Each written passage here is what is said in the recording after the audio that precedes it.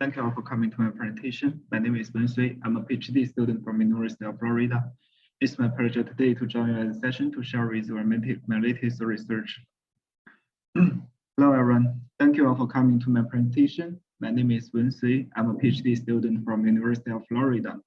It's my pleasure today to join you at this session to share with you my latest research on thin film PZT Multimode Resonant MEMS temperature sensor. This is my outline. I will first start from talking about scientific background, motivation, and then I will move on to experimental techniques, results, and analysis. Finally, I will conclude my presentation. Resonant sensors are frequency output sensors and are becoming a common solution for sensing many physical parameters, such as mass, pressure, temperature, viscosity, etc.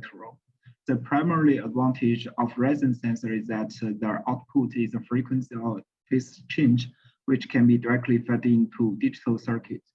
Analog to digital conversion is not necessary.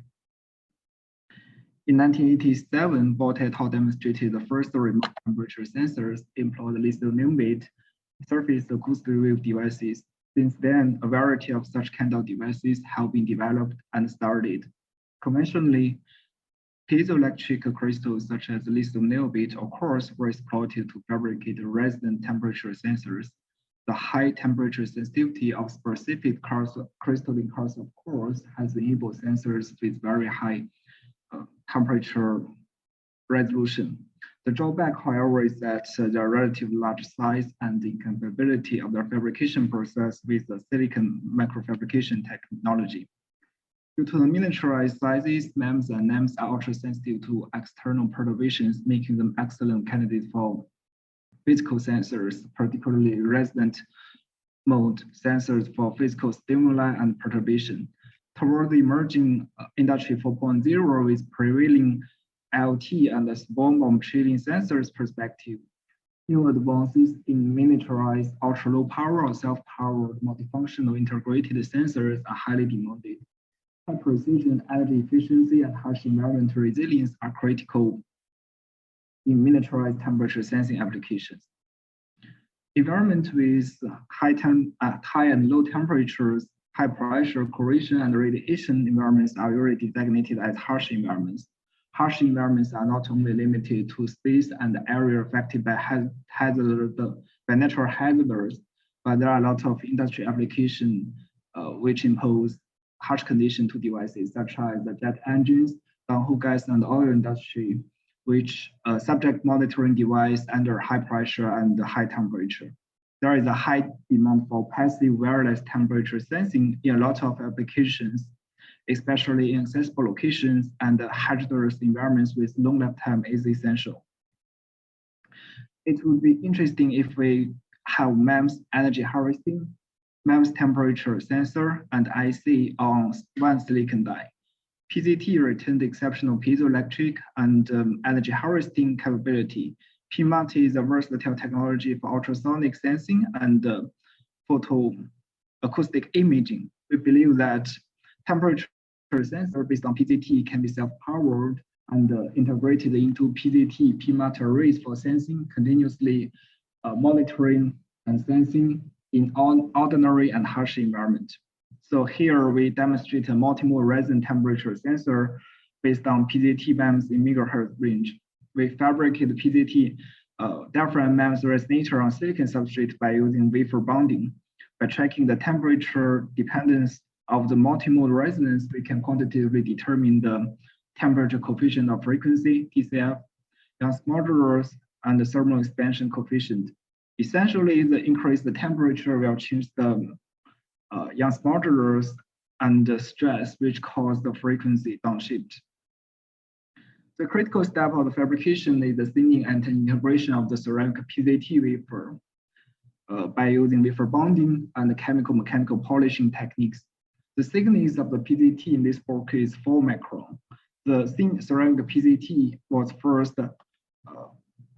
patented to expose the bottom electrode by wet etching with fluoroboric acid.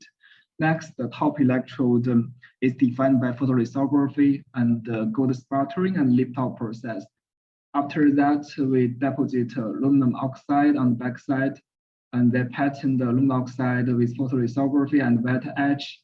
The aluminum oxide acts as the hard mask for DRIE to form the back cavity. We regulate the temperature of the device using a heater and a temperature sensor integrated on a sample holder. For the heater, we either use the metal ceramic heater element or use the Peltier stage, which can cover the temperature range roughly from -10 up to 350 degrees C.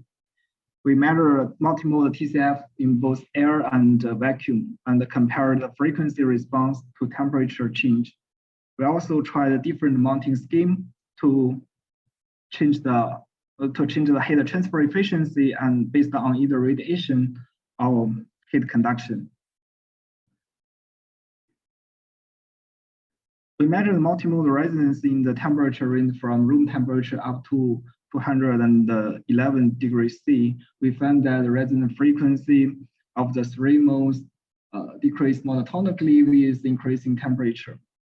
We plot the fractional downshift for resonant frequency at room measured at room temp. We plot the fractional downshift for resonant frequency versus temperature and extract the TCF for each mode.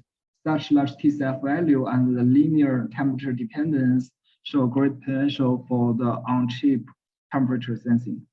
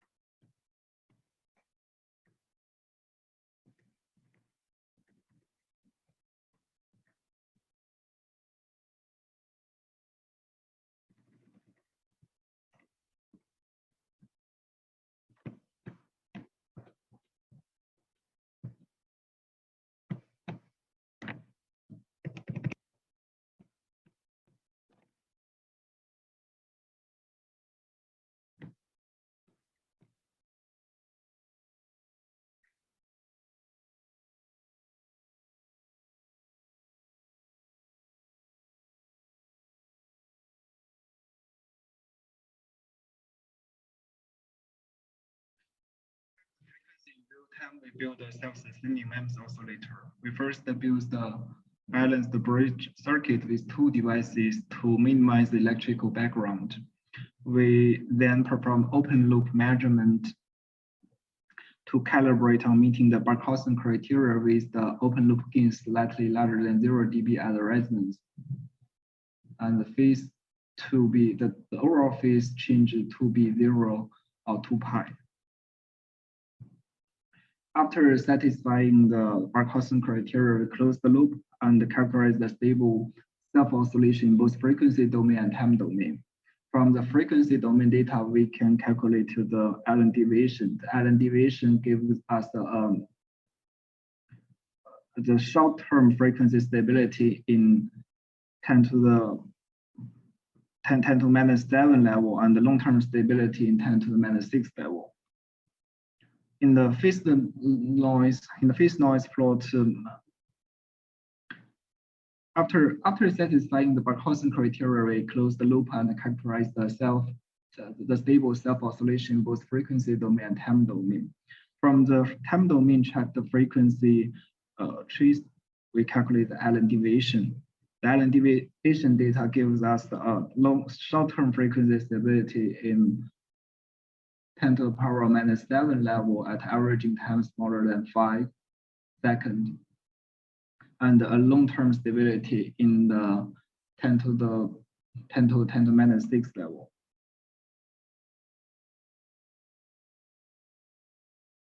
In the phase noise plot, we can see there are two regimes. In the first region, it follows the 1 over f square power loss, suggesting it is dominated by the thermal noise.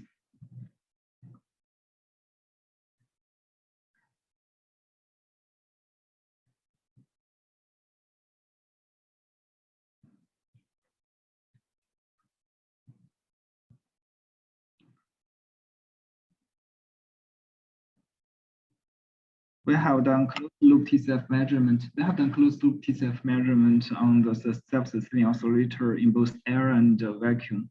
We obtained TCF of minus 88 ppm per degree C in air and TCF of minus 37 ppm per degree C in vacuum, which are much smaller than the TCF measured in open loop. Such difference in the TCF may be related to the response of the feedback loop circuit of the self-sustaining oscillator. Also, it may be related to the different heat transfer efficiency in vacuum and in air.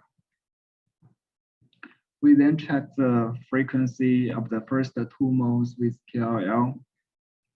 While applying heating pulses, the device responds rapidly to the change of the temperature. But however, it takes tens of minutes for the frequency to be stabilized. The large thermal time constant could be attributed to at least two factors. One effect may be caused by the slow heating process of the ceramic heater. Another one may be a result from the slow heat transfer from the heat to the MEMS device. The TCF of the second mode is the minus 208 ppm per degree C. This table summarizes